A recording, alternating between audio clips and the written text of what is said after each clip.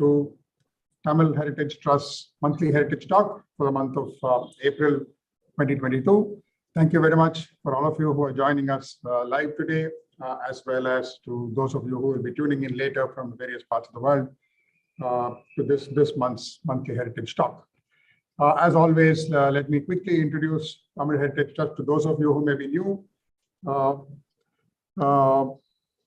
THT was set up way back in 2010 with the objective of understanding, appreciating, disseminating, documenting, celebrating India's rich and varied heritage. And towards this, we run a number of programs, the principal one being the monthly Heritage Talk, this event itself, which is held on every first Saturday of every month at exactly the same time, 5:30 p.m. As we are having today.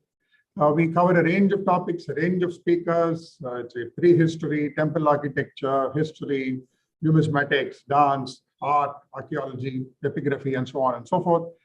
And we've been blessed to have a number of speakers from all over India, and especially in the last couple of years when this program has moved online. All our talks are free to view. All our talks have been made available on our YouTube channel, youtube.com/c/Tamil Heritage Trust. So all of you can watch all of our talks at leisure as well, if you'd like to repeat some of them. Apart from the monthly Heritage Trust, we run workshops. Our popular workshop is to how to see a temple. It's a full-day workshop where we cover some aspects of temple architecture, epigraphy, iconography, and so on in the morning, and then have a live demonstration at one of the temples in Chennai. We have also attempted how to see a museum using the wonderful resources of the Chennai Egmore Museum. We also run workshops on Pallava Grantha and scripts like that and so on. These are popular. While these are periodic events, our annual events are headlined by the Peche Kacheri, which happens typically along with the Kacheri season in Chennai, which is in December. Here we do a 2-day deep dive of any one topic. It has been sometimes about a place, sometimes about a dynasty. For instance, we've done Pandyas, we've done the Pallavas, we've done Cholas, we've done a session on a 2-day seminar on just the achievements of Dr. Nagaswamy, and so on and so forth. Most recently, we had a Peche Kacheri on the architecture and art and archaeology of Orissa, called Kalinga. This was held in January, just after the season was held in Chennai. Apart from this, we run site seminars. Site seminar is an interesting idea where a number of us prepare to visit a site for about 2 to 3 months, a monument, a series of monuments, and so on. And then at the monument, each of us is both a student and a teacher for the rest of us as we cover historically important sites across the country. We've done site seminars starting with Mamallapuram in where we are in Chennai, as well as all over the country in Gujarat, in Orissa, in Madhya Pradesh.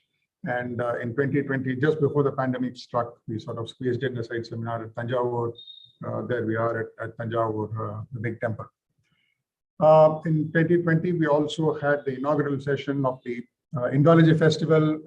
It was a festival which brought together experts from across India as well as overseas on an eclectic range of topics: prehistory, Indian mathematics, Chola bronzes, and so on.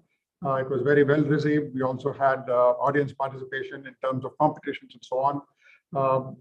The next edition is expected to be held this year sometime. We could not hold it last year due to the pandemic and other intervening issues. Most recently, last year, we also launched the Alamarave, which is a special, exclusive, if I may say so, program for teachers who are interested in taking the message of Indian heritage to their students. We provide them support in terms of content, in terms of training, and also guidance in terms of how to set up a heritage club in their school, and so on and so forth. And this has taken off well. The first heritage club was launched a couple of weeks ago at a school that supports this in Trichy. We established the THT Professor S. Swaminathan Heritage Award, named after one of our co-founders. and our inspiration, Professor Swaminathan. The winners, the first two editions have been Madhusudan and Kalai and we've had that established now. That brings us to today's talk, which we are quite excited to host. Anirudh Kanisetti, the author of the book Lords of the Deccan. To very briefly introduce him, he's currently the editor of the Museum of Art and Photography at Bangalore. He is a graduate of Vich Pilani, Goa, and associate fellow at the Takshashila Institution. His work covers a variety of areas from history to network societies and technology governance. His writings have been published in Mint and Print and Deccan Herald and so on. He's spoken at a number of events in Bangalore and elsewhere. He's been a guest speaker at the University of Iowa, the University of Texas at Arlington, and so on. But he's most famous, of course, for his for the two podcasts that he hosts and has been doing so for a few years now. One is the Echoes of India, and the other is the Yuddha, the Indian Military History podcast, which are extremely popular and include fascinating stories from across the entire spectrum of India's rich and varied history. These indeed have been featured in several of media as well. And because of these podcasts, he has made guest appearances on other podcasts, including Wonders of the World, The Ancients, Love What You Love, and so on. And as I mentioned, he's just released his first book, The Lords of the Deccan, Southern India from the Chalukyas to the Cholas, which forms the backdrop for his talk today, where he'll be focusing on how the Chalukyas and the Rashtrakutas shaped South India in many different ways. So over to Anirudh. Thank you very much for joining us today, so kindly accepting our invitation. And we're delighted to have you, and it's a privilege indeed. Over to you, Anirudh. Thank you. Thank you so much, Shyam. The honor is all mine to be on a platform like this that I myself have so appreciated over the years as a young historian, and to actually be on the same platform that so many of my personal heroes have lectured at is really truly an honor. So thank you also to you for hosting me. Thank you, Shyam. Thank you, Badri, and of course, thank you, Ashwin, for setting all of this up. Without any further ado, let's actually get into the presentation. Please let me know once you can see my screen. Hope you can see it. Yes. And the presentation is working fine. Okay, excellent. So let's talk about the Chalukyas and the Rashtrakutas. To give you a little bit of context, the period that we are going to be looking at today is a vast stretch of time, roughly about 500 years, starting in roughly 600 CE and reaching all the way up to 1100. Now, this is a time that I find particularly fascinating because it is a time when the Deccan really dominates the history of India. I personally feel, being a Deccani myself, I was born Andhra, I grew up in Telangana, and I worked for quite a few years in Bangalore. I firmly believe that the Deccan is really not given its due share in our understanding of what India's history really was. If you look at the overall timeline of Indian history that I've put up there, generally speaking, our understanding of India's history is very North India centric. All of the major timelines and all the major kind of landmarks that we know in Indian history are centered in North India, from the emergence and decline of Harappa to the life of the Buddha, to the Mauryan Empire, the Gupta Empire, and of course the Delhi Sultanate. But all these enormous gaps that you'll see in the chronology, where you can see that more than 500 years have been skipped willy-nilly. These are the times when South India undergoes some very, very fascinating dynamics. And when I say South India, I don't just mean, of course, Damalagam, but also the Deccan as well. So really India south of the Narmada River. It's been very exciting to see, due to the efforts of organizations such as the Tamil Heritage Trust, of course, that over the last few years, there's an increasing awareness of the importance of Tamil history and the history of the deep south of India and how that has influenced the rest of the subcontinent. But that attention has not yet really reached the Deccan. And that's really an assumption that I hope to kind of challenge through my presentation today and also through my larger body of work. So what really is interesting about the period 600 to 1100?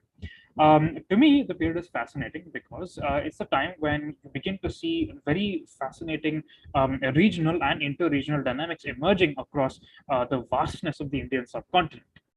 Now, I'm not sure that many of us may not really know just how large South Asia and the Indian subcontinent is.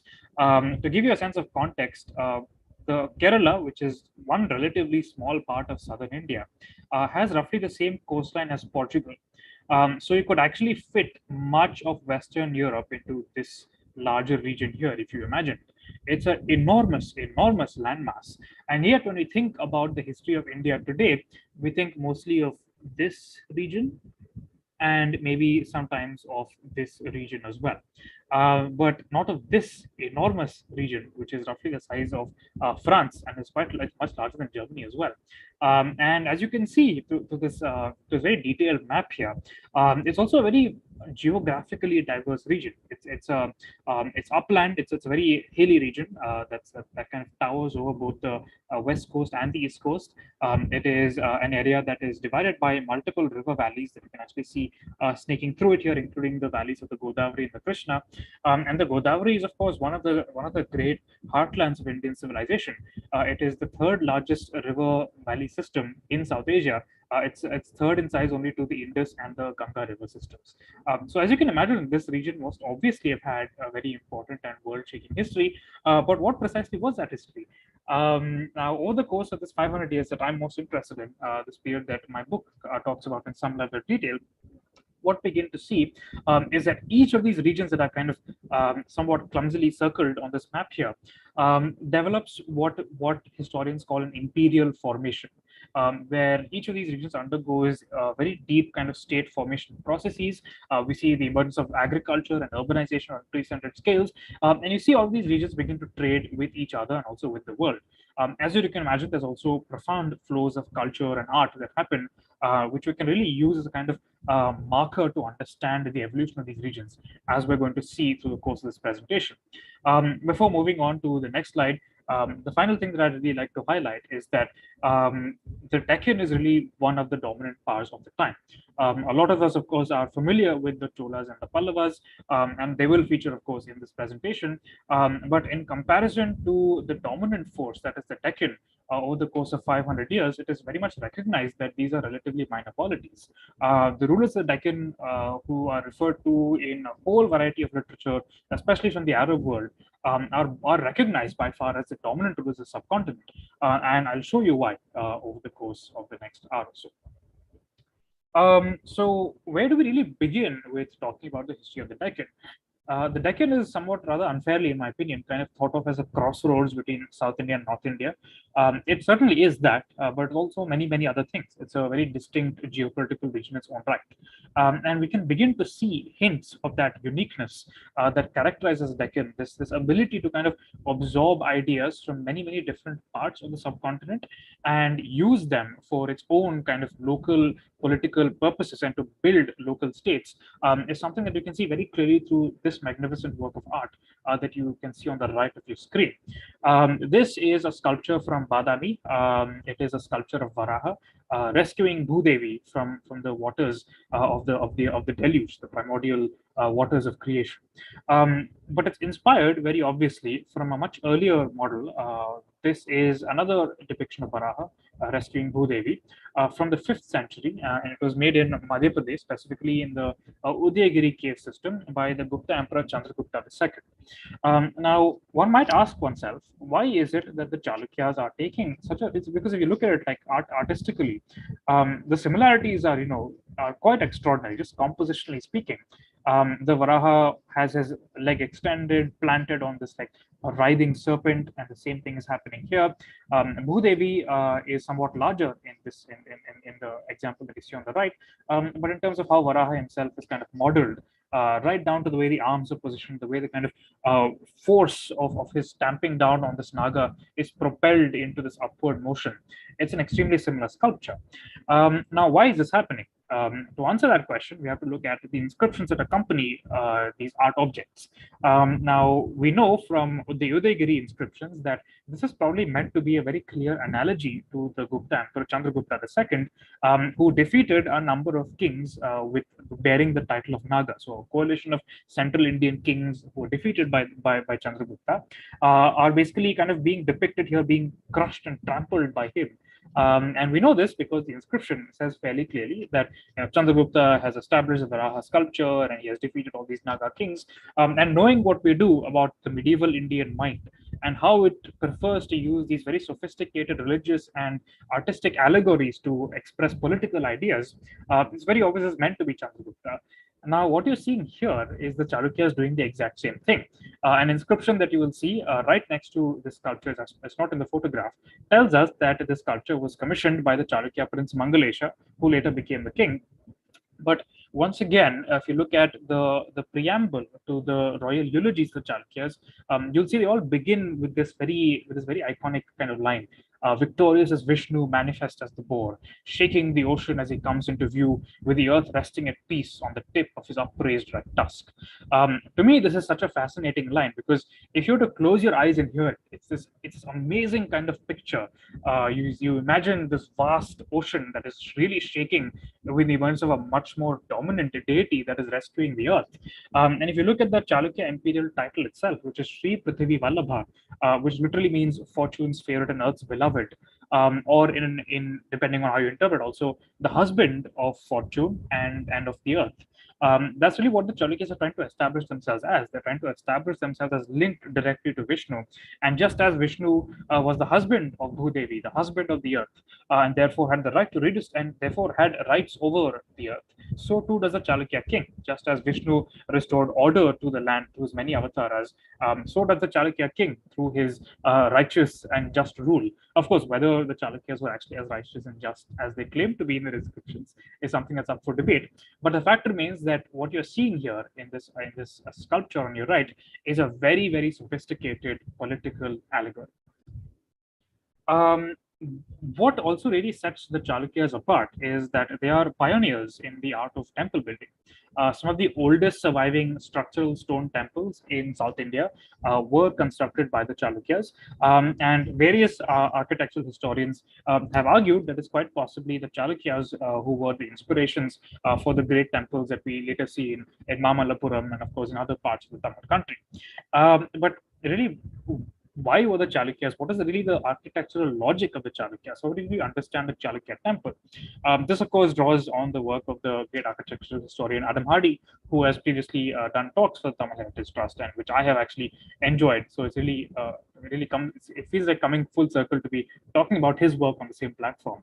But as Professor Hardy has pointed out, if you were to kind of deconstruct a Dravida style temple into its constituent elements, you will see that the temple is constructed of a number of smaller shrines or edicules that are assembled into a larger structure.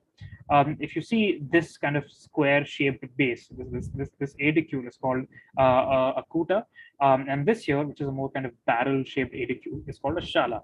And if you were to look at the kind of the lowest tier of this temple here, you'll see that it's made of here a kuta edicule. So here's your kuta, and then here is your shala edicule, and then here is once again a kuta. And you'll see that on every tier, the exact same schema is repeated: a kuta, shala, kuta, shala, kuta, and then once again on top of it, a larger kuta edicule, also known as alpa vimana, which is basically a smaller vimana. But what really distinguishes the Deccan architectural style is that it really plays with this idea of emanation and manifestation through the repetition of architectural elements. If you look at this little diagram here, you'll see that what you have is a shala edicule, which is like this beautiful kind of barrel-shaped edicule. And within that, they have rotated a shala edicule, because if you look at it from this side, right, you'll see that it's basically this beautiful kind of horseshoe shape. They've rotated a shala edicule and they've kind of positioned it at the center of the existing shala. So basically what you have is a shala. What is this rotated edicule is called a panjara edicule. So I have a shala and a panjara kind of composite edicule.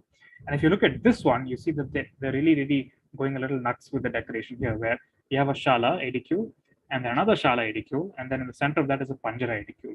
And then within that, they have decorated yet another smaller temple here. So if you were to look at a Deccan temple, there's this extraordinary sense of dynamism and rhythm and motion that it has, where the kind of weight of the alpa vimana, the shape of the alpa vimana, by being replicated at every tier, it's replicated along the diagonal directions as the kuta, and is replicated along the cardinal directions as the shala, it seems like this weight is kind of cascading down tier by tier. And the walls are full of this extraordinary sense of dynamism. There's all these recesses that are filled with little sculptures and little decorations. And as you can imagine, all these rooms and recesses for sculpture allow for the formulation of very, very sophisticated political allegories, like what we just saw in the previous slide. At this point, I'd like to make a little bit of a divergence and actually leap to the Pallavas, who, as many of you will already know, were the great rivals of the Chalukyas of the Deccan. Now, this is drawn on Professor Padma Kamal's recent work on the Kailashatha Temple, and where she makes this very interesting argument that if you look at the Kailashatha Temple in Kanchipuram, there's this consistent metaphor of the identification of the Pallava king with Shiva, and of the Pallava king's son, his heir, with Skanda, and of the Pallava king's wife with Uma, the wife of Shiva. So if you look at the overall plan of the Kailashatha temple as well, you'll see that you have the great shrine, of course, of Narasimhavarman II, Rajasimha, and then, of course, the smaller shrine of Mahendravarman the second, his successor, and then smaller shrines of Rajasimha's various queens. But what you see in the sculptures of the temple is once again kind of replicated by its overall architectural plan, where just as the sculptures tell you that you have the hierarchy of the king, who is Shiva, and his son, who is Skanda, and his wife, who is Uma, the plan of the temple itself is of this great shrine of Rajasimhas, which is akin to Shiva, the smaller shrine of Mahendravarmans, which is akin to Skanda, and the much, much smaller shrines of the Pallava queens, akin to Uma. Now, if you were to look at the temples that are made by their rivals, the Chalukyas, specifically the temple that we saw in the last slide, which was built by the Chalukya queen Lokamahadevi, the wife of Vikramaditya II, who was a great rival, as you will know, of the Pallavas. You see this fascinating little sculpture where Ravana is depicted shaking Kailasha. And if you look at the way the sculpture is composed, right, Ravana is depicted as this very, very vigorous kind of character. He's got a very brawny kind of body, and he's lifting up Kailasha as though it takes almost no effort at all.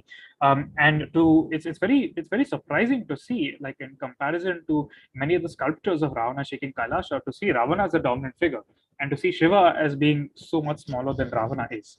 And of course, it's all these marvelous little details, all the Ganas who are, of course, freaking out to see the demon kind of shaking Kailasha this way. But why is it that the Chalukyas are choosing to depict Ravana shaking Kailasha in this particular manner? According to Kathleen Ann Cummings, who is an art historian who has written a PhD thesis about this temple, it's very possible that Ravana is meant to be here a metaphor for the Chalukya king.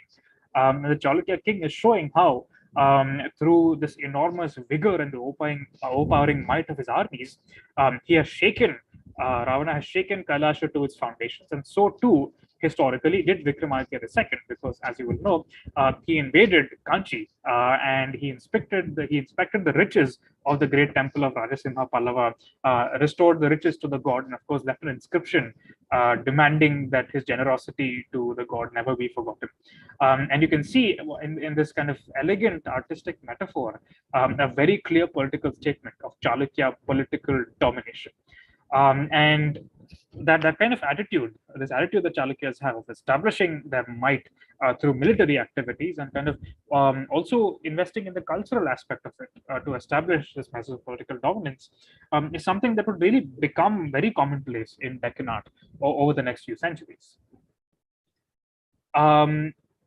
If you were to look at other sculptures that you see on this temple of Lokamahadevi, also known as the Lokeshwara temple, today it's called the Virupaksha temple, but in its day, of course, it is known as the Lokeshwara temple, the temple of Lokamahadevi, the temple of Lokamahadevi's lord. You will see a lot of sculptures that seem to be very closely copied from Pallava models. Now, any of you who have been to Mamalapuram and have seen, of course, the great penance or the descent of the Ganges relief, will be familiar with this motif of Shiva Gangadhara, where the god Shiva, who's seen having descended from heaven, is interacting with this ascetic, who can be variously interpreted as Bhagiratha or as Arjuna, and is granting him a boon. Now, it could, of course, be Shiva promising that he will bring the Ganga down to India, or it could also be Shiva promising to give Arjuna the Pashupata weapon as argued by the art historian Michael Rabe, where you see this cute little dwarf here who's got this face, this fierce Kirtimukha kind of carved onto his belly, probably meant to be an anthropomorphic representation of the Pashupata weapon. Now, of course, in the context of the Pallavas, when the Pallavas built this particular sculpture, it is possible that they meant to draw a parallel between this meditating ascetic and Narasimhavarman I, who was, of course, the grandfather of Rajasimha Pallava. And interestingly enough, this great relief was actually commissioned using the proceeds of the Pallava sacking of the Chalukya capital of Vatapi. So what they're really expressing here is this message that we are so militarily dominant, but simultaneously we are such great devotees of Shiva, we are such great royal ascetics, that Shiva himself has descended, and just as Shiva conferred this boon on Bhagiratha and upon Arjuna, Shiva is also conferring this boon upon us, his favor, his blessing for our military power. And of course, he's helping us as he brought the Ganga down to earth. We too, as Pallava kings, through our engineering efforts, through our hydraulic efforts, are bringing down the waters to our subjects.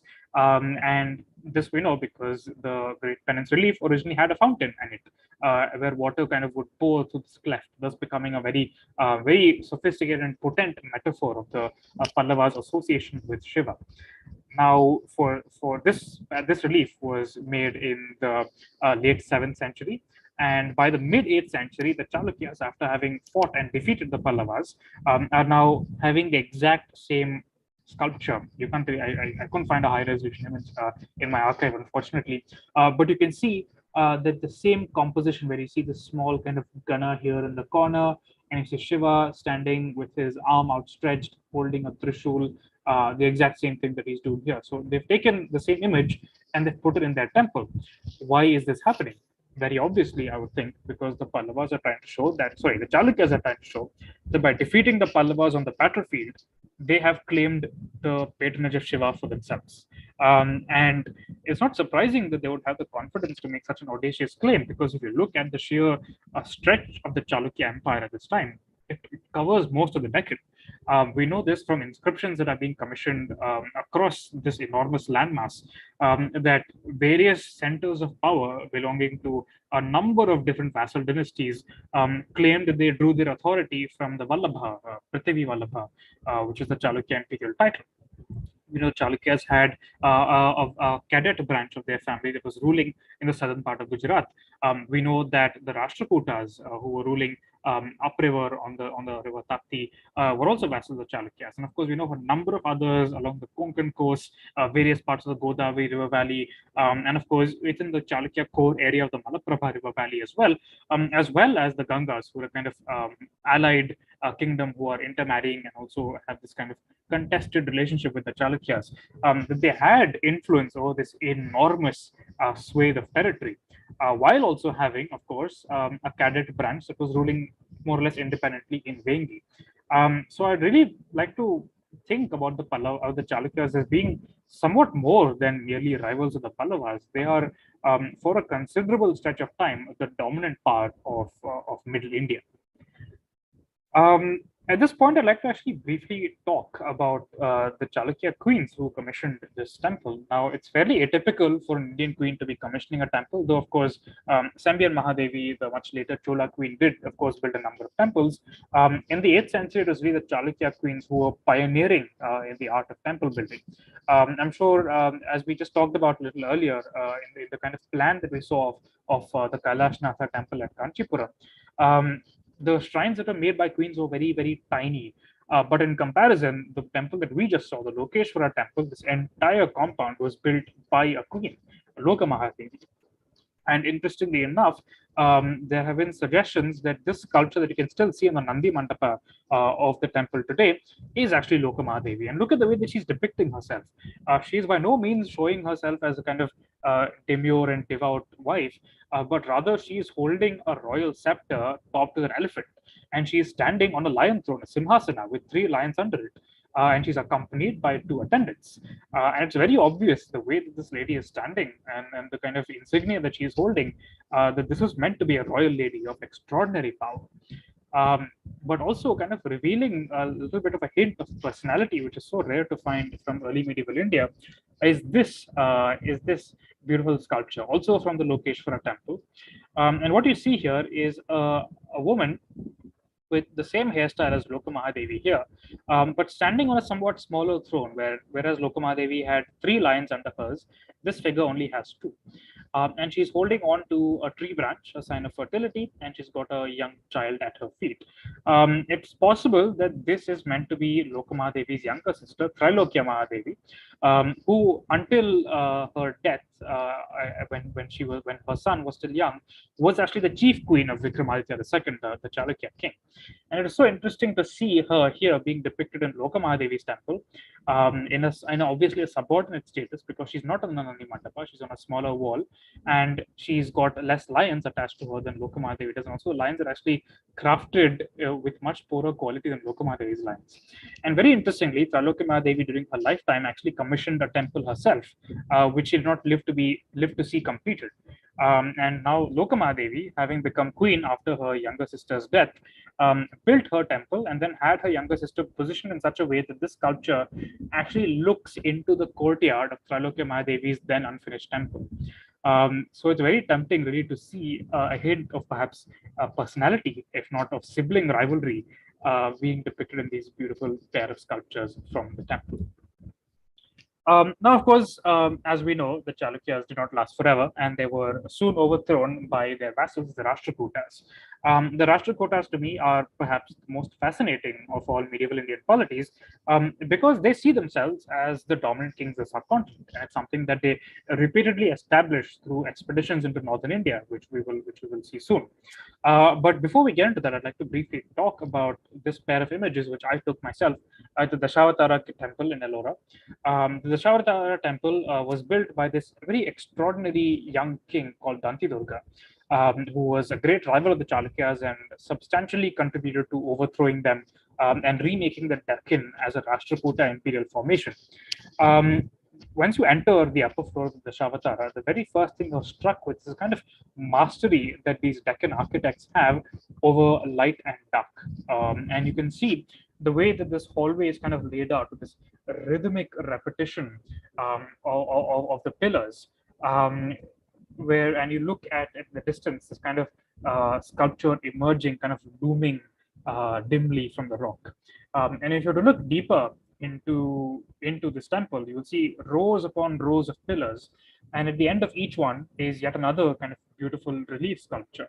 And it gives you this sense almost that you're entering deep into the heart of this rock-cut mountain cave. You're entering, as the sculptor Kamal Bergson puts it, Indra's gem, where light is shifting and shimmering across a number of different planes, and no single view can really reveal the totality of what you're looking at. And all of a sudden, you're plunged into this dimness of the cave, into all these different relationships with these gods emerging out of the light and darkness in this titanic combat with demons. And I would suggest, to take that even further, that a lot of these sculptures are actually meant to be representations of Dantidurga himself. Look at this really extraordinary depiction of Narasimha fighting Hiranyakashipu. The sheer dynamism of this sculpture. If you were to imagine it as it would look like when it was whole, you would have seen Narasimha's leg kind of poking out here, intertwined really with Hiranyakashipu's leg, which you can see would have originally been here, and the weight of the god, the energy of the god, kind of channeled through this long, elongated leg, which would have kind of shoved into the ground here. Similarly, Hiranyakashipu also, whose energy is kind of being directed towards the center of the conflict through his leg here. If you to kind of imagine a raw block of stone taking on these fantastical shapes and the kind of energy that is required to be depicted in these sculptures, really just imagine a column of stone that is positioned here, or that is kind of unfurling with these multiple arms, right? The kind of energy that rock would need to have of moving in this direction while kind of unfurling also at the top, it really gives the god this effect of radiating with power. And that's kind of amplified by the complexity of this composition. Keep in mind, this is carved straight into a cliffside. There's no room for error here.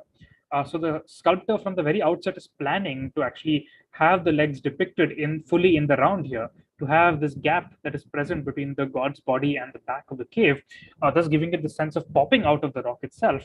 And then, of course, just the way the god is positioned, where even though it seems to be a climactic moment in the conflict, the god is still dominant. The god is undoubtedly the one who is about to. There's literally the second before he kind of parries Hiranyakashipu's final strike and then disembowels him brutally.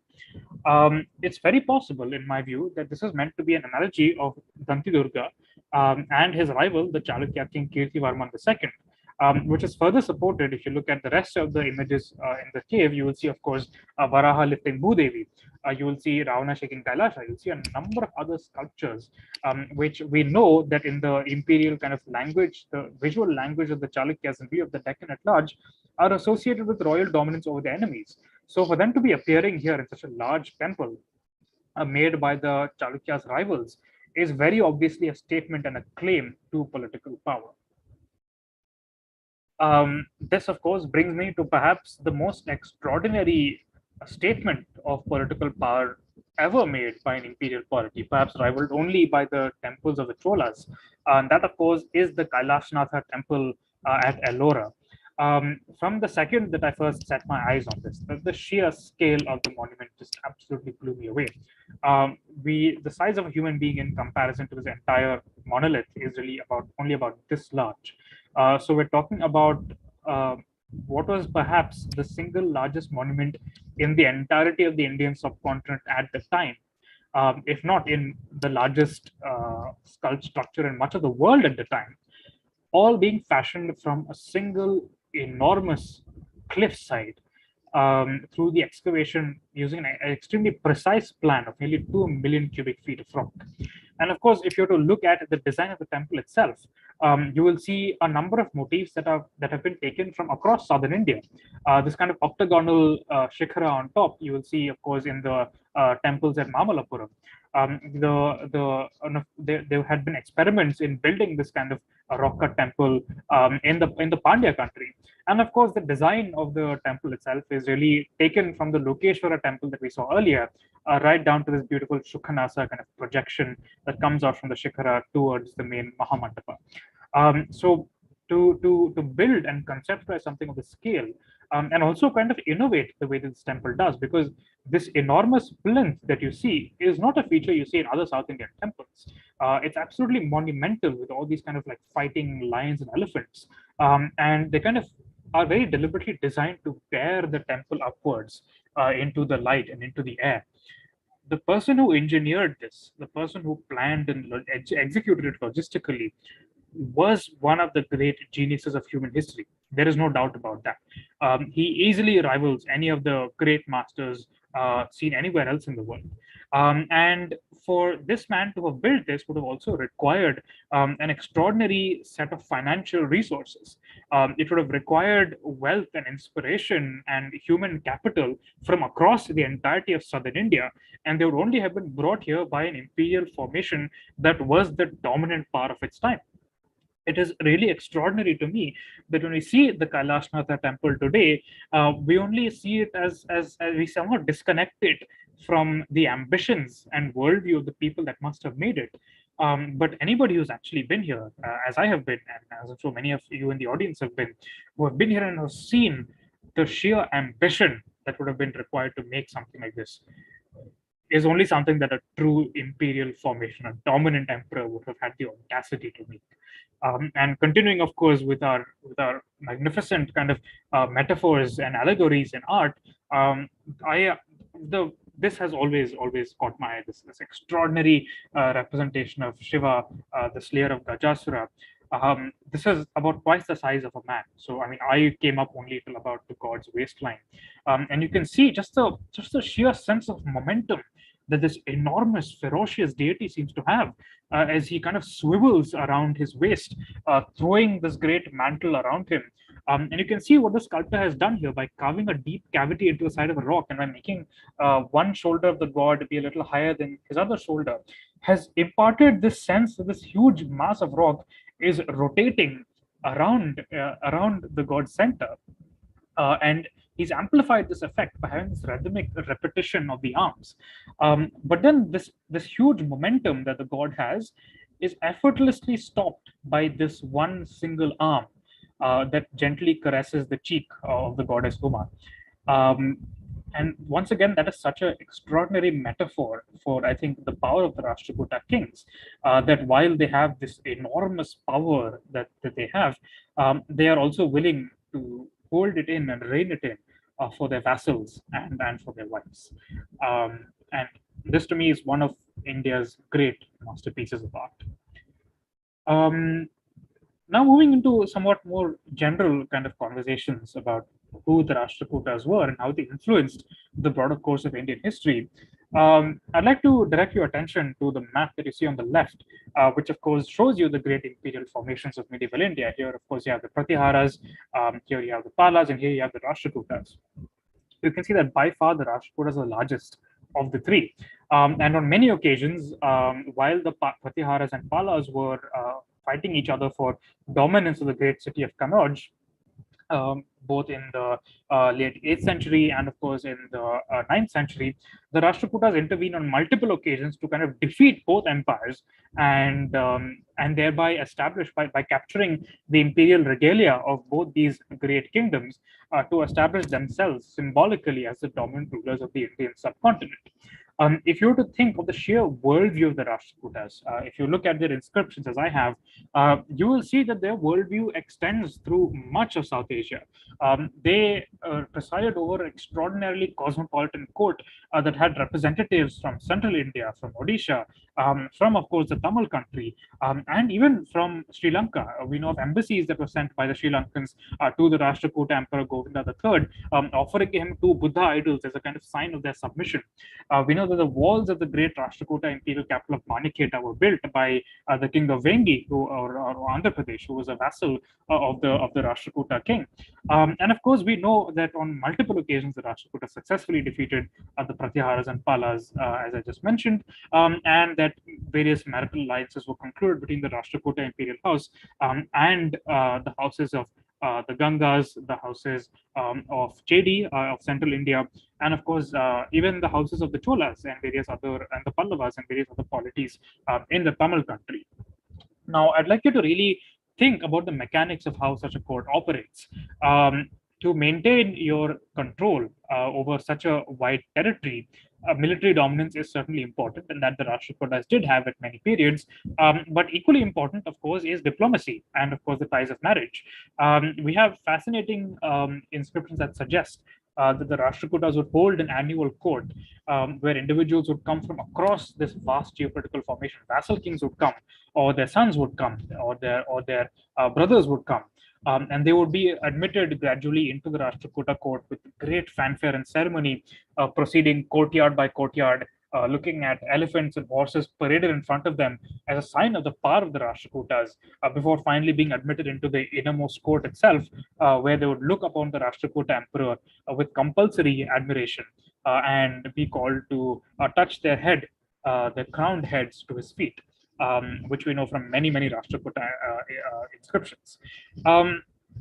If you were to look at much of the literature that survives from early medieval India as well, you'll see repeated references, not necessarily to a particular or a specific Rashtrakuta or Chalukya emperor, but rather to a figure called the Vallabha, who, as we know from the beginning of this talk, was the imperial title of the rulers of the Deccan. And for them to be called Vallabha, to be recognized as Vallabha, for so many centuries, not just by Indians, but also by Arabs, who refer to these Rashtrakuta kings as the Balhara, which is a title that's derived from Vallabha Raja, really suggests to me that they were recognized by much of the contemporaries as the dominant kings of the Indian subcontinent. We know, of course, in the late 10th century that the Rashtrakutas even invaded the Tamil country absolutely brutally, if I may add, at the Battle of Takolam in, I think, 900 and in the mid 950s, if I recall correctly, the Rashtrakuta Emperor Krishna III killed the Chola Crown Prince Rajaditya. And this very interesting hero stone that you see on your right here, where you can see a dog that's fighting a boar, actually has a connection to that battlefield. This dog was one of the hounds of the Ganga king Bhutaga II.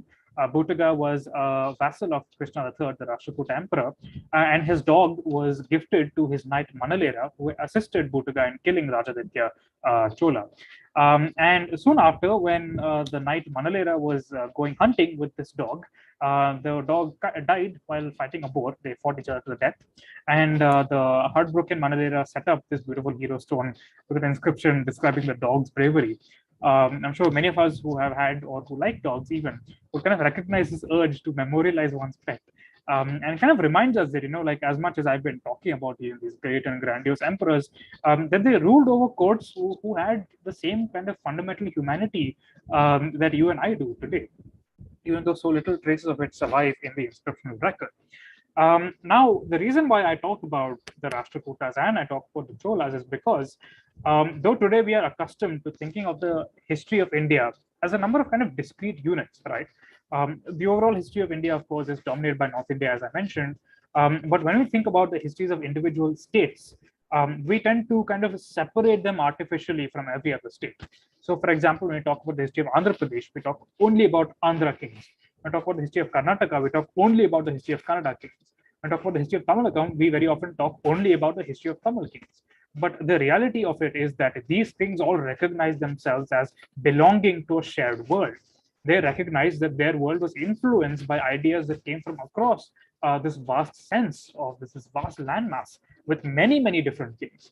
And when the great Rajaraja sets out on his imperial career in the late 10th century to build a new South Indian empire, it would have been very obvious to him that the best way to do this was to emulate the what used to be the predominant and preeminent South Indian empire until then, which was the Rashtrakutas. And you can see in many ways, if you look at the titles that many of Rajaraja's nobles have, if you look at, for example, the great general who Rajendra Chola sends up into North India to seize the waters of the Ganga, it seems to be, to me at least, to be a replica of the great expeditions of the Rashtrakutas.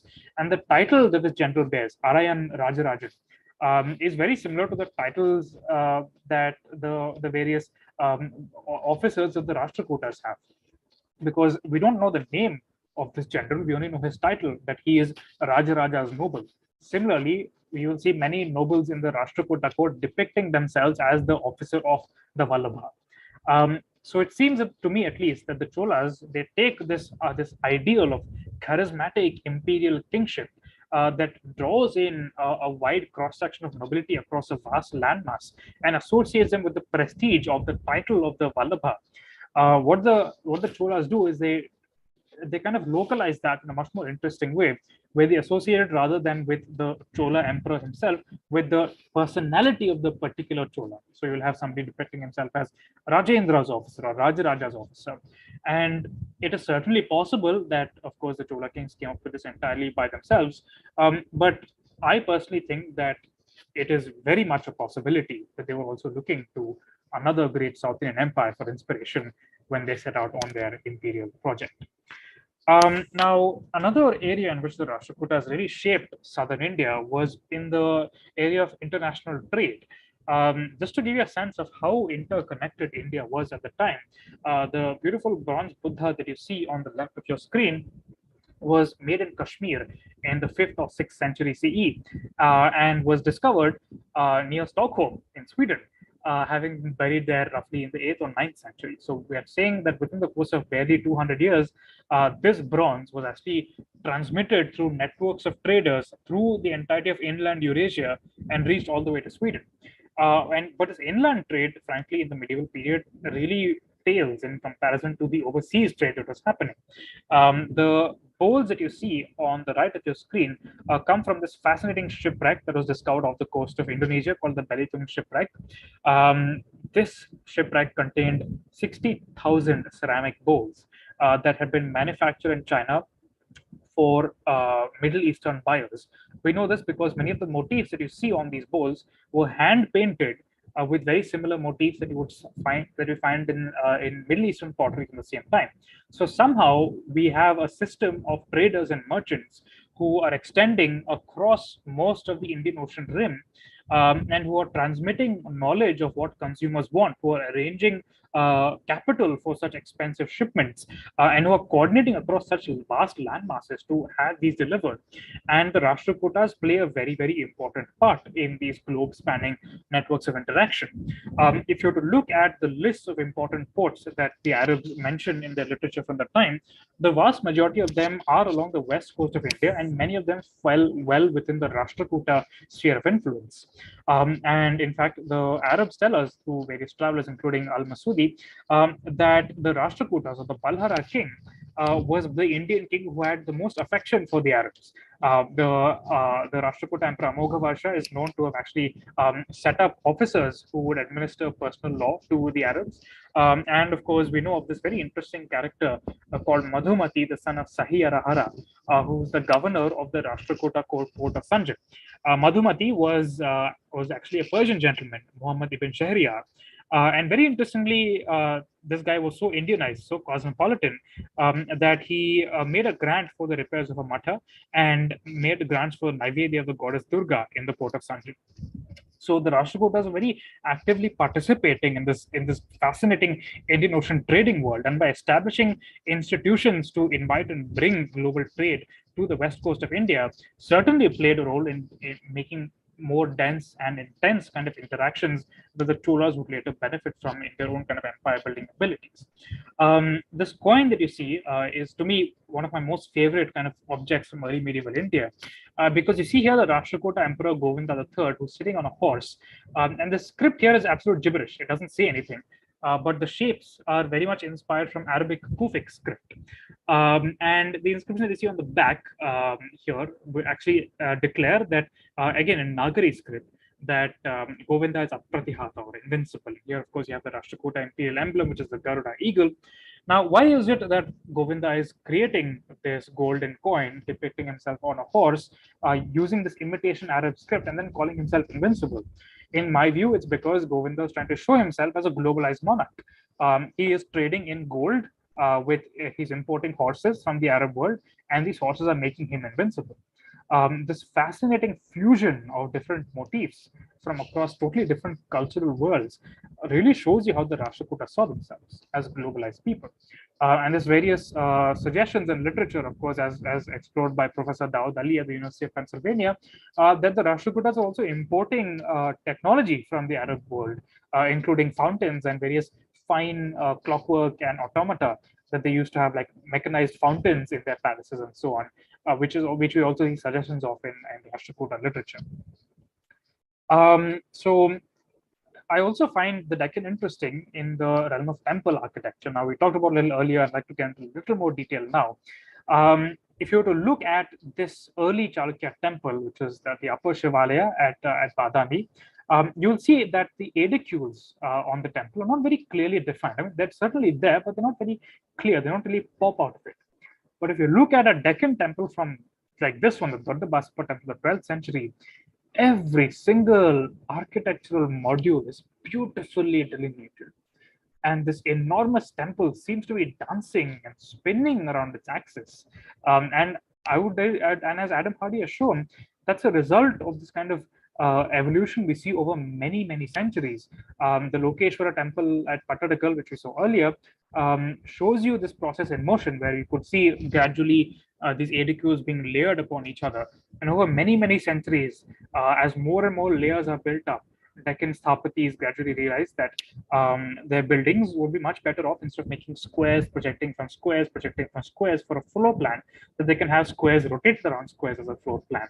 And this, of course, the Chalukyas and Rashtrakutas innovated this form, which, of course, have become the basis of the great temples of Belur and Halebeedu, as also the temples of the Kakatiyas in Palampet and Warangal and so on. So it is really through the Rashtrakutas and the Chalukyas that one of the great schools of South Indian temple architecture comes to be.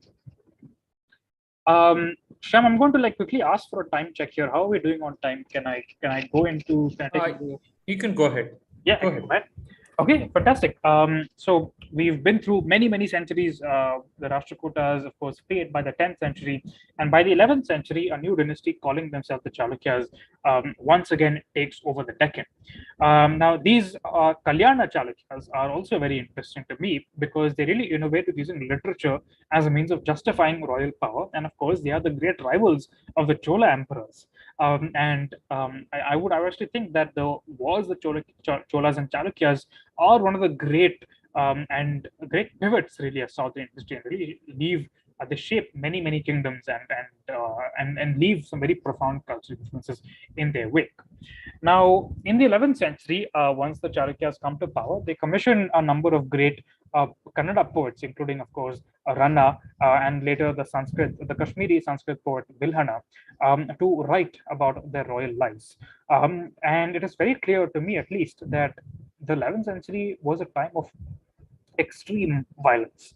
And for a king to be able to commit acts of violence was a sign of his virility and his masculine power. If you look at the little verse that I've put in the second half of the slide here, this is something that was written by one of the court poets of Jaisimha II, the Chalukya king, and he asked rhetorically, "Do not the hand devoid of wristlets, the breast devoid of necklace, the eye is deprived of kohl, the ear without the earring, the waist bare of girdle, and the tender leaf-like feet wanting the anklet of the wives of Jaisimha's enemies, bespeak the heroism, the overpowering capacity, and the prosperity of the king." Um, as these great imperial formations, the Chalukyas and the Cholas clash, thousands and thousands of innocent lives are lost, including to a great extent women. And you can see the attitudes that these aristocrats had, much even though they present themselves as being gentle to those who submit to them, to enemies and to enemy civilians especially, there is no mercy. And it is a matter of pride for the king to widow and to capture the wives of his enemies. The Chola Chalukya wars devastate much of southern India. If you look at the inscriptions of the Cholas, they make it very clear that many cities, including, of course, Pundur that you see here on the map here, were burned to the ground. And of course, Rajadiraja Chola even claims that he had the ashes of the town sown with salt by donkeys. Many of the Chalukya Emperor Someshwara I, who was the great rival of Rajadiraja Chola, on multiple occasions sent him diplomatic embassies to try and ask for peace, all of which were treated badly. The ambassadors had their heads shaved. They were garlanded with banners saying Someshwara is a despicable coward, and they were sent back to him. And of course, Raja Viraja even burned the great Chalukya city of Kalyana itself, and crowned himself in its ashes. I would really like you to think, though it's very difficult for us to tell given the limited state of evidence, the destruction of so many urban centers and the fleeing of refugees to Kalyana certainly helped Kalyana to later emerge as one of the dominant cultural centers of southern India, where the great poetry, the Veerashaivas, would later be composed, as well as a number of profoundly influential Sanskrit texts, including the Manasollasa and, of course, the works of Vijnaneshwara, the great jurist. Evidence of these frightful and devastating conflicts can, of course, still be seen today in Tanjavur. In the museum at Tanjavur, you will see this Dwarapala, which was seized by Rajadiraja Chola from Kalyana. And there's an inscription at its base, which is obviously not clear here, that says that this was the door guardian seized by the victorious Vijay Rajendra Devar, which is the name that Rajadiraja Chola adopted from the ashes of Kalyanapur.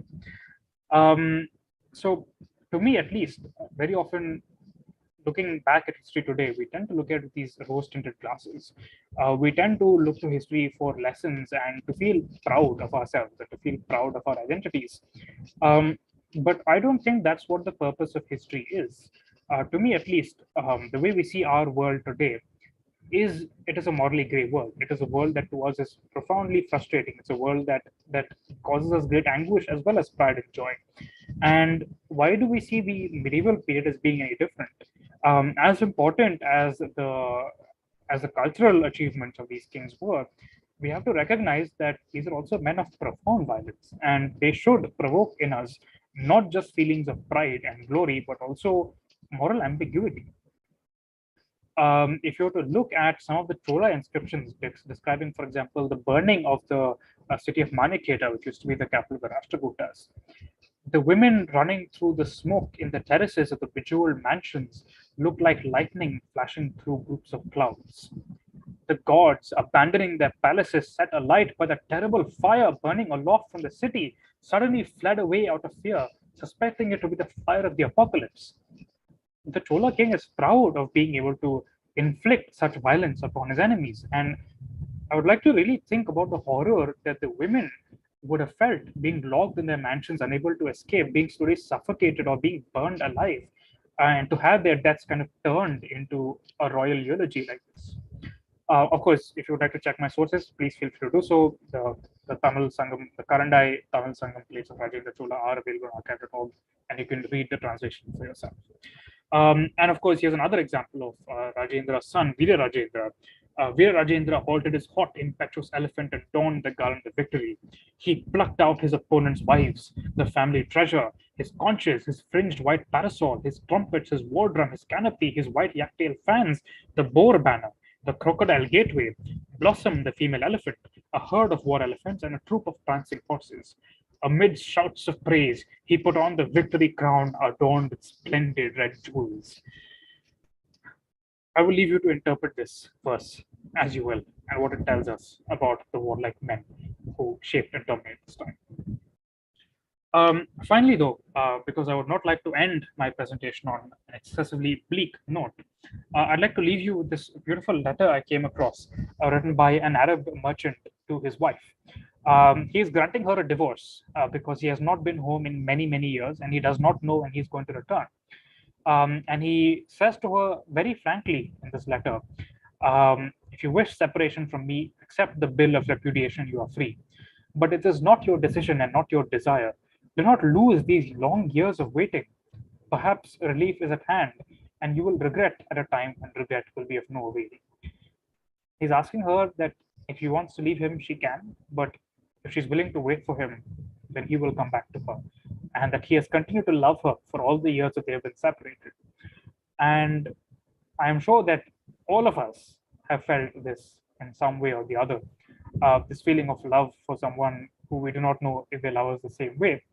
And I'd like you to remember that, that as violent and as brutal and as sophisticated as the early medieval period is, it is still inhabited by people who have the same fundamental human impulses as you and me. And on that note, thank you so much for listening to my talk. You can find my book anywhere online, and I'm looking forward to your questions. Thank you. Thank you very much, Anirudh. That's really very fascinating glimpse of some of the Deccan dynasties. There are of course quite a few questions, but I want to start off by looking at one of the key things that I found. If you look at the Chalukyan kings, they were influenced not just by the let's say the South Indian Dravidian architectural forms. They were also taking the Nagara form of architecture, which they have presented in Pattadakal, Aihole, and even Alampur, etc. Yes, yes. But at a later point, when you take the Rashtrakuta kings, they don't seem to have taken that. So the advantage of being in the middle, what the Tamil kings didn't really have, is the confluence of architectural forms on both the sides, and a sort of fusion that they created.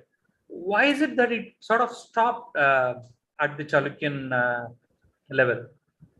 That's a very interesting question. I think it has to do with the change in the political center of gravity of the Indian subcontinent itself, where when the Chalukyas are still emerging in the 6th, 7th centuries, there were still, I think, cultural memories of the Gupta Empire and this kind of great Gangetic polity that used to exist, which by the Rashtrakuta time is substantially not really there anymore. And you can see that the ambitions of the Rashtrakutas, you see that where their geopolitical focus is, as much as the Rashtrakutas are famous for invading North India on multiple occasions, the Rashtrakuta worldview is focused on India south of Narmada. They want to dominate southern India, and like on multiple occasions, they actually come and attack the Tamil country for exactly that reason. Is they see that as being their rightful sphere of influence, and they're not as interested in what is happening in northern India. Another way to interpret the Kailashatha Temple at Ellora is to actually see it as the Rashtrakutas taking this image of Mount Kailasha, which is in northern India, the premier, the residence of Shiva himself, and offering Shiva a new home in the Deccan. And therefore, by kind of localizing this sacred world, which was once in northern India, and establishing it south of Narmada River, the Rashtrakutas have remade the world as a South Indian world, and that's what the Rashtrakutas are trying to speak for. Of course, I mean it's not a hard and fast thing. If you look at the later Chalukyas, you'll see they actually are very interested in the temple architecture of Madhya Pradesh. So a lot of the architecture you'll see they commissioned in North Karnataka is actually inspired by that. Now, why was this is difficult to say. They were fighting with Madhya Pradesh. The kings of Malwa were their great rivals, the Parmaras especially. So was it simply an artistic interest? Was it just that they were trying to show themselves or as having these North Indian ambitions, or were these forms not necessarily associated with a particular geography? It's very commonplace to link these to a particular geography today, but it could very well be that that was not necessarily how the 11th century Chalukya saw themselves. It's very difficult to say because they haven't left behind journals, but there's all these interesting possibilities that really open themselves once you kind of taking off from there. They have not left journals, so you can't really confidently say what was in their mind when they did certain things. Exactly. Now that comes to your Krishna Kumar says interesting about your various metaphors that you started with in the beginning. Said, but I can't agree with these metaphors. Sure. Right? So that's like starting off with the two Varaha images that you showed, and from there on to very interesting. I mean, I'm not saying all are your interpretation, some of which you have also taken some of the ideas of others. The Kanchi Kailashatha Temple as sort of a replica of the Somaskanda version, which then rolls down to Rajasimha, Mahendra, and Rajasimha's queens. So all of that, or even later, each one of the metaphors that you gave, how confident can we be in them being accurate interpretations of why they did whatever it is that they did? So if you look at the way that, I mean, again, just to break it down to the most simple possible way of thinking about this, none of us ever have a simple motivation for doing anything. Mm-hmm. And one great way to think about it is to think about why modern politicians do things. Why do politicians build hospitals? Is it because they genuinely want to make sure healthcare is better? It's possible. Do they want to immortalize themselves as be known as people who have built hospitals? That's also possible. Do they just really like medical care? That's also possible. It is impossible to be totally certain of why these kings were doing things. But at the same time, we can see with absolute certainty that they didn't have only a single motivation for doing them. Very often, the way we think about kings doing this is that, oh yes, they were very devout, that's why they were doing this. But obviously, these are people of extraordinary erudition. They are political people. They are learned in the Puranas. They enjoy art. They enjoy very complex poetry that is full of puns, that is full of shleshas, of these very sophisticated word plays. Why do we assume the sculptures are not doing the same thing? We can't be totally certain, but it is interesting to at least speculate and provide alternative explanations for why they're doing what they're doing. And to me, at least, thinking of them as political figures who are trying to look to a particular kind of political context that we can't reconstruct exactly makes a lot of sense. I don't think that I'm sure these people were also devout. It is, I mean, though we have some interesting suggestions from Bilhana, the court poet of Kalyana, that a lot of kings also did not believe and were still building temples. He actually says, there's a very interesting verse where he says, oh, thinking that these are just soulless buildings of rock, impious kings go around building hundreds of temples, right? So if medieval Indians thought that kings could be power hungry and merely be, calculating politicians when building temples, why do we think that why do we think that they were not actually doing the same thing? We can't be 100% sure, but we can be reasonably sure. No, I agree with you that they were not just doing one thing and they had multiple motivations, and they have been documented as well. I mean, if you look at Mahendra Varman in the Rockford cave, does right. Besides, the Gangadhara panel, yes, he has, multiple lines of verses where he's sort of equating himself to Shiva, yes, and does a lot of fun with words. Yeah. Later, Rajashima does that right through Kailashatha Temple and elsewhere in Ajirana Chanta Mandapa, and it's all there. Now, there we can clearly see that they are trying to do that. Right. Now, if you, on the other hand, if you take the Great Penance panel of Mamallapuram, which you did mention, right, we have no clarity of what it is, and so it's only the modern scholars trying to say, it could be Arjuna, it could be Bhagirath, or it could be both. Now, those interpretations have alternate interpretations as well. That why it is not one but the other and all that. But the original motivation is lost because it's not written down. So that problem exists. Yeah. But it is also interesting that it allows you to today come up with a whole range of interpretations, yeah, which is quite interesting. Now, one point that Narayanan Balasubramanian raises is almost finished your book, so there is a reader for you there. The Cholas come out bloodier and more ruthless than the other dynasties. Is that the intention? Because even towards the end, the two snippets that you showed were that of the Cholas. Now, yeah, right through, if you look at it, let me expand and then I will leave you to answer that. Sure. The Chalukyan sieges of Kanchipuram, yeah, extremely bloody. yes, The return fight going all the way up to Vatapi was extraordinarily horrible. yeah, But it was again, revenge.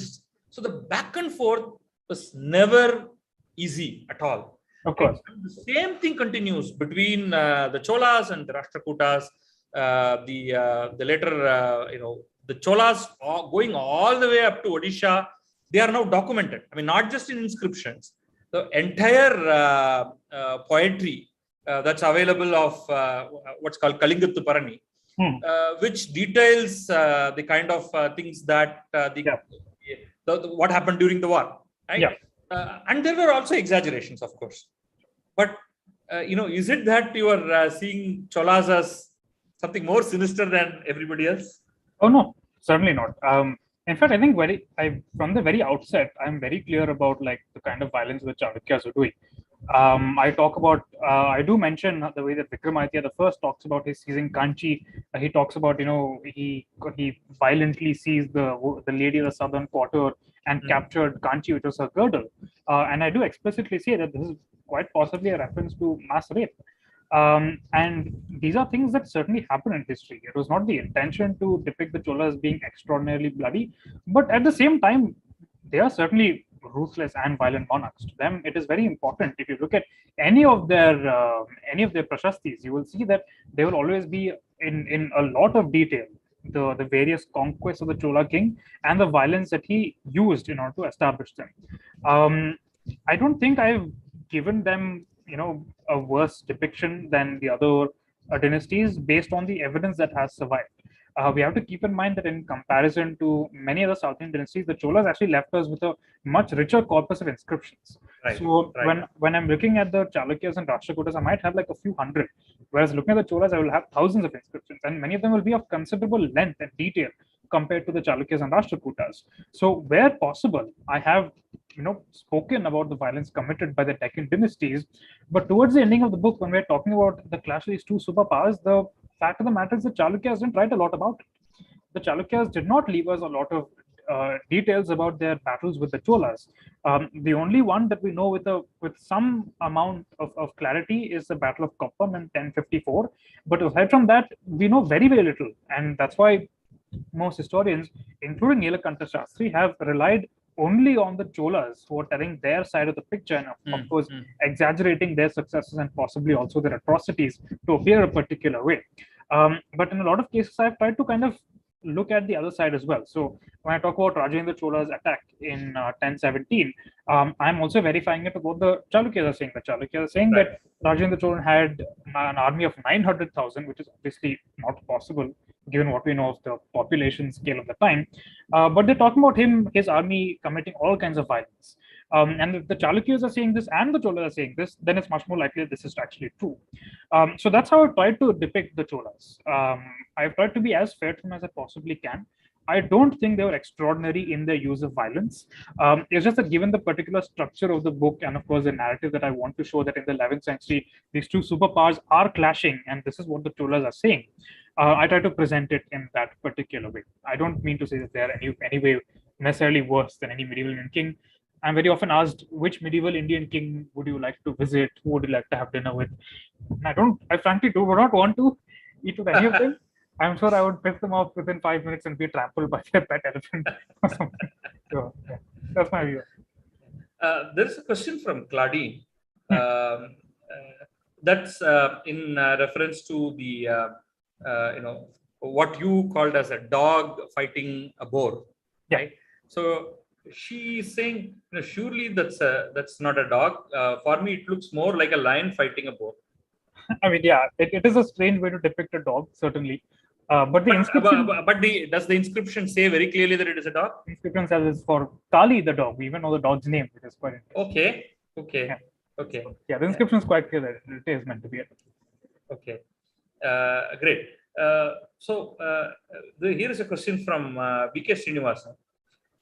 What are your thoughts on the never-ending rivalry and lack of peace between the Deccan rulers over many dynasties, despite the marital relationship established among the royal families? So, within the Deccan kings or between the Deccan kings? Yeah, I think, I guess what he means is the Deccan and the Tamil Nadu or even the Madhya Desha kings. Yeah. Because there's certainly marital relationship, but still there's this, fight unto death. So it's like, I can very clearly see that the Chalukyan kingdom was almost completely destroyed only because of the constant fight with Pallavas, and the same thing happened to the Pallavas. So eventually weakening both of them, resulting in other dynasties sort of replacing them. But what really drove them to that kind of craziness? I mean, I think there are many reasons for this. One big reason I think was just simply geopolitics and of course prestige. If you look at the way that South India is structured, where you have this great warlike highland of the Deccan Plateau, in order to maintain control over the entire landmass, you have to stop its warlords from fighting each other and from fighting you, the overarching emperor. And if you want to make them stop fighting you, you need to give them something else that's going to give them loot and and wealth and prestige through war. So you need to direct their attentions elsewhere.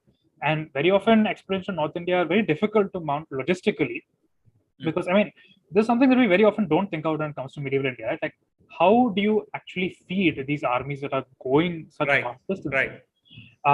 It's difficult to mount an expedition into central and northern India for the Rashtrakutas. That's why they don't do it as often. But reaching the Tamil country is much easier because the Gangas are right there. The Gangas are, your vassals and your allies, and they're Deccanese, and you can work with them. You can use them as a kind of base of operations to keep attacking the Tamil country, right? And of course, you have the Kaveri River, which acts as like a very natural kind of like highway that you can possibly use to kind of transport your logistics or whatever. I think that's probably one of the biggest reasons why this never-ending rivalry happens, because you have these deep political, like structural political compulsions that if you don't do them, then you're going to lose your own throne. Therefore, you might as well kind of direct that aggression towards the other.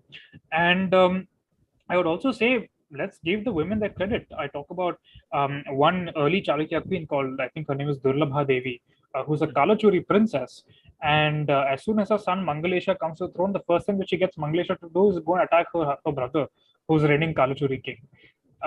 So the royal women we think of them today as merely just being tokens of exchange or sealing alliance, but these are women who also have their own ambitions, and these are women who may or may not love their birth families as we do today. So I would not think that marriage alone is a reason for them not to be going to war. Very often, marriage is a matter of prestige, um, rather than necessarily a matter of alliance. Is it also that the wars, if you are successful, generate significant amount of loot, which then can be pumped back into these mega projects? Yes, yes.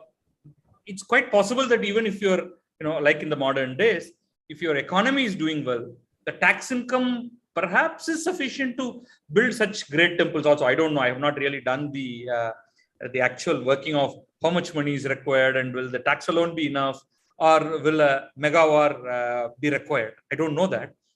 But if you look at it, it's also the time where we see sequence of these mega temples coming up, which culminates in what the Cholas eventually do in terms of really the size. But straight away, if you look at be it your Kanchi Kailashatha of the Pallavas, the Virupaksha, and the whole set of temples of the Chalukyas, and of course the greatest, the Ellora Kailashatha, they must have required enormous amounts of wealth and people. And these come hundreds of people really working on it. These certainly come through. I think that's definitely one of the main reasons why they're doing these things, because like I said, certainly this internal political compulsion to keep your vassals in line is important, but also you have to show yourself as a dominant monarch, and to do that you need to have enormous amounts of wealth to redistribute among your vassals and to pour into projects that establish your prestige, right? That's why I think that the political interpretation of many of these sculptures is so important. Because if you're going to go to war, you're taking on a considerable financial risk to actually mount an expedition, to set up the logistical system to go, and you have to hope to win those battles again and again and escape with your loot and bring it all the way back to your capital.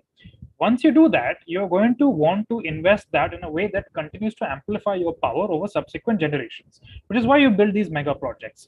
And when you build the mega projects, where you're investing so much into them, of course you're going to want your name attached to them. Name one dam in India that is not doesn't have a nice plaque saying inaugurated by this and this politician in this and this year. I have like a little road that was renovated outside my flat last month. It's a tiny little road, like it's not even 200 meters long, and this little plaque saying that the local MLA came and inaugurated it. When money is spent by a state, it's spent with the intention of paying off in both material and immaterial ways for the rulers. So that's definitely a very important possible reason. Securing loot to build these projects. I want to ask you this question about this book itself that you wrote. There are so many things to write about. So what made you really focus on this as a topic for, I guess it's your first book, right? Yes. Like I said in the beginning of the presentation, I'm a Deccani, but nobody talks about Deccan history. People talk about Northern history, people talk about Tamil history, but nobody talks about Deccan history. When Deccan history is talked about, it's like this periphery of North India or periphery of Tamil Nadu, which it's not. It's a unique geopolitical region in its own right. And given such a... Sorry, but why do you say that? For example, if you are writing the history of South India, like Nilakanta Shastri's book on South Indian history, all these dynasties are covered. So it's about how you take the space, right? So I don't have any issues in you taking up this area because it's absolutely worth it. In fact, you can drill down to writing only about Chalukyas, only about Rashtrakutas, and so on. Yeah. But do you really see that they are ignored in a sense in terms of the volumes being written? Yeah, I mean, perhaps Tamil Heritage Trust is not the best place to say this, but if you ask anybody based in Bengaluru or Hyderabad, they will say yes. I mean, who talks about our history? People, like, everybody knows about the Cholas. Most people have heard of Rajendra Cholan. Most people have heard of Rajendra Cholan. Most people know about what the Cholas did in terms of agriculture, irrigation, building temples, Southeast Asia, all these things. But how many people can name 2 Chalukya kings? How many people can name 2 Rashtrakuta kings? How many people know the Rashtrakutas built Kailashatha Temple even? Right? There is a real gap when it comes to talking about the Deccan as a unique region of its own. Certainly, when you look at these overarching terms like Nilakanta Shastri's, they are talked about. But even then, like, the level of detail that Nilakanta Shastri gives to the Chalukyas is not as much as he gives to the Cholas, for example. And I really feel that there is, in the 21st century, I feel like every region of India needs to have young historians like myself who are sitting and talking about these regions in their own right. And also, more importantly, talking about the connections between all these regions rather than saying that it's a matter of our state's pride. So we'll talk only about this state. That's why in my book, I am constantly emphasizing. So I wasn't able to get to it in this presentation, but that point you made about Nagara temple forms, I actually talk about in much more detail in my book. And I talk about the various. I'm yet to read your book. I've just bought the book, so I'll have to read through that, and I'll come back. Sure. Yeah, please go ahead. Please go ahead. But yeah, that's my basic idea: is that we need to talk about these regional histories. We need people to.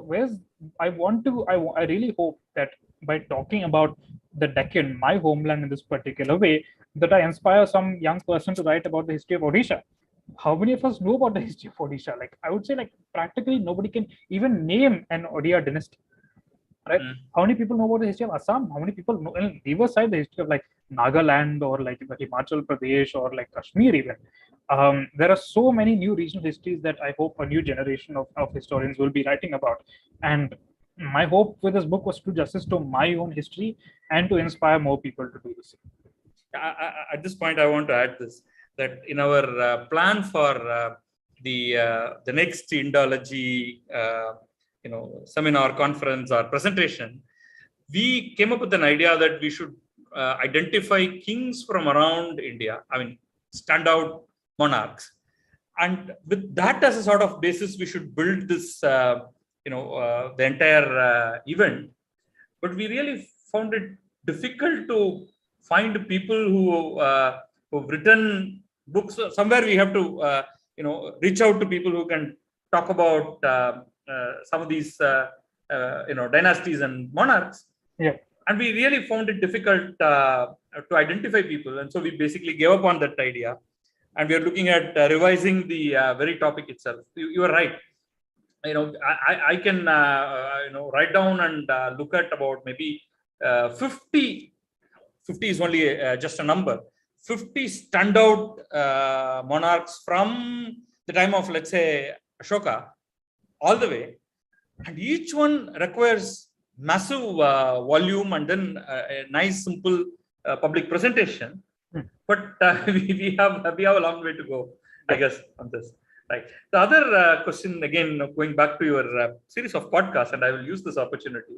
I really enjoyed the Echoes of India series of episodes, and the kind of different and besides your intonation and presentation itself, the themes were really interesting, and I was hoping that you would actually make that into a book. Sometimes it may be easier for people to listen to a podcast, but people like me, I prefer reading. It's faster and it's also easier to absorb more than listening. That's my personal view. Is it something that is likely to happen in the days to come? Eventually, that's my hope. I mean, the thing is that Echoes is it's been about ancient India mostly so far. And I feel like compared to medieval India, more people know about ancient India. People would have heard of Guptas, they would have heard of the Kushanas, Satavahanas, they would have heard of them. But medieval India is such a vast and fascinating world, and there's so much more evidence that survives. It's just not been talked about in the public domain. And if you like, how do I put this? When I was researching the third season of Echoes of India, which is set in the 6th to like 2nd century BCE, talking about the emergence of the first Gangetic kingdoms and then the first Gangetic empires and religions and so on, I had a very difficult time because I could not for the life of me find any evidence of what their buildings would look like. We just have no clue until until the Sanchi Stupa is built. There's like no evidence of what even their buildings look like. Right? So it is very difficult to write with the level of detail about ancient India that we can write about medieval India. Yet somehow, naturally, if you really look at, except for the cave temples in hard rock, which is sort of left on its own and nobody really goes and destroys them. For you, I know for any of these monuments to survive, your real only hope is that they actually go under sand. Yeah. So they are preserved like Sanchi or like Mamallapuram. Or, on the other hand, look at what has happened to Amaravati. The entire thing is completely stripped off. There's nothing there. Absolutely. Right? But then we see, because they've survived, it's where kings have lived, and the next generation basically preserving that, even in ruins, so that you have access to that you can really write about that. That's probably one of the reasons. Okay, great. I will have a couple of more questions, and then we will end with that. Sure. One more reader here, Major Rags, what his full name is. I immensely enjoyed the book, and it gave tremendous insight to the history of 6th to 12th century, and the awareness of idol worship starting only post 4th century was also interesting. But that could be probably a controversial statement. No, I didn't say that idol worship starts. I said that temple-based Hinduism starts after the 4th century, because certainly shrines existed much earlier. Certainly idol worship is much earlier, like idol veneration. Even worship of Buddha icon was like much older than that. That Buddha was but even if you look at the linga, including the Mukhalinga, there is a continuity from right through the 2nd century BCE to 1st century to 1st century CE. There's absolute continuity. I'm not talking about the idol. I'm talking about the temple, which is a different institution. Building an actual permanent temple in stone, which has an endowment, which has ties to the community, which has these sculptures, which has ties to Puranas and all that, takes a long time to develop. It's not that, Yaksha cults that were happening much early, the worship of this Yaksha cult, Rishashingra, and like all these things were happening much earlier in Mathura and so on. But the temple itself, and like the temple in a recognizable modern form, is something that emerges from the 4th century. So I guess you're right, in the sense that even in the Buddhist model, you see the early, even very early on, they have not just the presentation of a tree worship kind of a thing to, however, the stupa form comes fairly early on, right? In a way, you can call that as a temple, right? That the stupa then becomes the chaityas and the viharas. The Jains clearly also have tree worship that you can see from the Kalinga, Karavel, and the Udayagiri, Kandagiri caves, etc. But can you simply basing on your let's say Gupta era Hindu temples or Hindu cave temples, let us say the Brahminical cave temples, that's what is extant. We don't know what happened prior to that. We don't see anything. But can we say that things perhaps started, the kind of temple as an institution, the Hindu temples as an institution, started only with the 4th century CE? Again, it's difficult to say. We can't argue from lack of evidence. It's the same thing as like trying to be certain about the motivations of kings who are making these sculptures. Is that when there are no records, how can we be totally sure? It's not impossible that these things are happening before the advent of the Guptas, but it is certain that something does change with the advent of the Guptas, and it becomes much more of an institution, becomes much more commonplace, and you begin to see kings doing this much more actively. That's why, again, I don't say temple-based worship in India. I don't say idol worship. I say temple-based Hinduism, and that is best attested from after the Gupta period. So I don't think that that's necessarily that problematic to say. Again, this is not to rule out that gods were being worshipped in temples earlier. It's just that the Guptas do seem to do something institutionally and like culturally in terms of popularizing and making it much more mainstream and making it much more politically interesting for kings to keep doing that. I agree. It's not just the temples. So said the emergence of Purana literature, then Agamas, which are closely related to both the Puranas and the temple construction and the form of worship, and the plethora of idols, the be it in the Vaishnava or the Shaiva forms of that entire range of the various forms of Shiva, the various forms of Vishnu that you see, they are all closely linked to the Puranas and the Agamas that can certainly be dated to roughly around that time, and then they continue into that. Exactly. So this obviously some connection, but it is also difficult to say simply because there is absence of evidence. It's also difficult to say that things did not exist also. We may hopefully find some at least some written literature somewhere here or there. Well, that's the nature of like of history writing, right, is that we must say what is based on fact, what we know certainly from evidence. And as the evidence keeps changing, as each generation learns more and more, our picture of the past becomes clearer and clearer. And that's something I'm actually very hopeful for. I want as much archaeology as possible to be done across the entirety of India, like, across all possible sites, because there's so much that is yet to be discovered. And like, I would be delighted for my hypotheses to be proven wrong, because it means that the past is a much grander place than I had ever imagined it to be. And I'm sure that every historian, worth their salt would agree with me. Yeah, wonderful.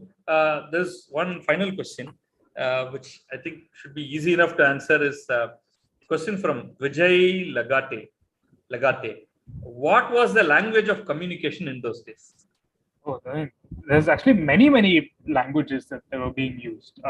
We know from this interesting text called the Kaviraja Margam, which I write about in my book, which is commissioned by the Rashtrakuta Emperor Amoghavarsha in the 9th century, that even so in the Deccan, Kannada was one major language that was spoken, and even within Kannada, there were many different dialects of it.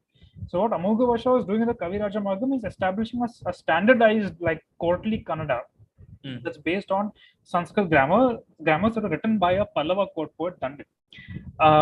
So you can't really draw a single line and say that this was being spoken, this was not being spoken. People were multilingual back then. So somebody would have been speaking like some kind of like Maharashtrian Prakrit. They would have been also speaking Kannada, local Kannada dialect at home, but in the court they would have been speaking a courtly Kannada. They would also have been speaking Sanskrit in very like serious court settings. Like a varieties of like Prakrits and upper Brahmshas that were spoken across the vast stretch of the Gangetic Plains and Madhya Pradesh, and people had the same kind of diversity of like views towards language back then as they have today. There's a very interesting king called Bhoja, Parmar king called Bhoja Hara, who again I write about him. Very fascinating, very acerbic character. He claims that Prakrit and this emerging like Proto-Hindi is not even worth writing literature in. You can't write literature. You should only write literature in Sanskrit, right? On the other hand, you have Amoghavarsha who's saying, yeah, so Kannada is what my subjects speak. But I don't like the way that they speak it. I think that they have all these unpleasant sounds that are harsh to hear, and he actually says this in the Kaviraja Margam. And so I'm going to refine them with ideas from Sanskrit grammar and so on. So and on the other hand, you have the Cholas who actually do inscriptions in Tamil itself and like don't do as many inscriptions in Sanskrit as compared to some of the other contemporaries. So it's really the full possible spectrum. Enormous variety of languages being spoken. Languages are evolving and changing, and like linguistically, it's a very fascinating one. In fact, the Cholas in the stone inscriptions is predominantly Tamil, though there are some very few Sanskrit inscriptions are there. But when it comes to copper plate, the Prashasti part is clearly in Sanskrit and Tamil, and then the operative portion is in Tamil. So there they have more space and they can write in both the languages. So Sanskrit is very much there. But I guess in the interesting part is that in the Deccan, again because it is sort of in the middle, with there is a southern and the northern regions close to them. You have certainly Kannada. I mean, at least if you look at the written literature, there is certainly Sanskrit. But the Prakrit, some Prakrits continue, particularly Jains, continue it into fairly late, even after Kannada has established itself. You find that there are Prakrit literature, written works available. I guess into 12th, 13th, or even after, and then only. It's actually from those Prakrits that you begin to see Marathi literature emerging in the 12th, 13th. Right. Which is again a very interesting aspect. Which, on the other hand, in the Tamil land, we don't see any Prakrit content available at all. There is no written, the written texts that are available to us, the only Tamil and Sanskrit. Nothing else. Interesting. I want to read more about this. Okay, wonderful. Thank you. Thank you very much. It's been a pleasure talking to you, and I would like to continue to listen to your podcast and your presentations anywhere, and now also read your books. How we at Tamil Heritage Trust so fond of people writing about history, talking about history and culture, and then expanding the entire space. And this, today certainly highlight. We've been having closely related topics. The last month was about the Ravana Anugraha Murti, primarily of the Hoysala, depiction of that and expansion of that. We have been having lectures right through on, before that it was on Krishna Devaraya. The combined the content that we are now seeing being generated, it's so fascinating. I'm hoping there will be more and more people attracted to this and start working on it and writing books, interpreting, presenting, so that we can take this to more and more people. Certainly. Thank you. Thank you. Thanks a lot. Thank you. My pleasure. Thank you all for attending, and thank you, of course, Badri and Co for hosting this. Thank you so much. You had some fantastic questions. Friends, once again, next month we will be having another lecture. First Saturday of next month, exactly at the same time, 5:30. Thank you and bye-bye from all of